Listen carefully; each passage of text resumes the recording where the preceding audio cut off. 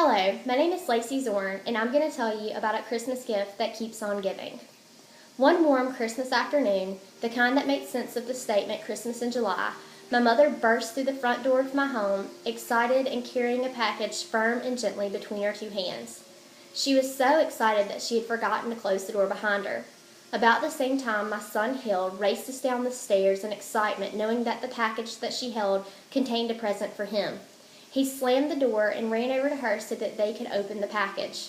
Together, they gently opened the package to reveal a small 4x4 clear square aquatic ecosystem. It was decorated nicely with gravel and a bamboo stalk which would supply oxygen to the ecosystem. It even had his name on the front of it in his favorite color, lime green. Inside were two quarter-size, bumpy brown African dwarf frogs, both males, which my mother had acquired at our local Learning Express. I immediately took mental note that as soon as this day full of loud toys and new responsibilities was over, that I would search for information about this exotic species. Sure enough, that time came, and I Googled and searched and read and clicked and found out everything that I could.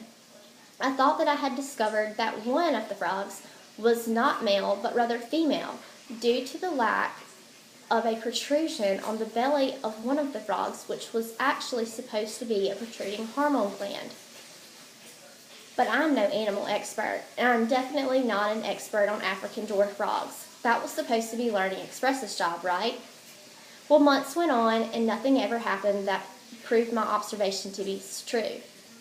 Until the monsoon-like rains hit our neighborhood, and it rained and rained for what seemed to be 6 days and 6 nights straight, to the point that our yard looked like a river and everyone in the house was miserable.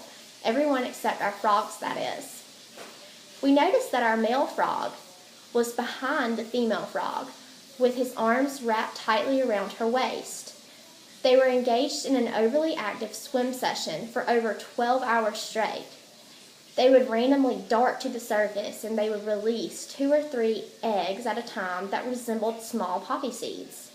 The male would then release a hormone into the water, which caused the natural spring water inside of the ecosystem to become murky and iridescent.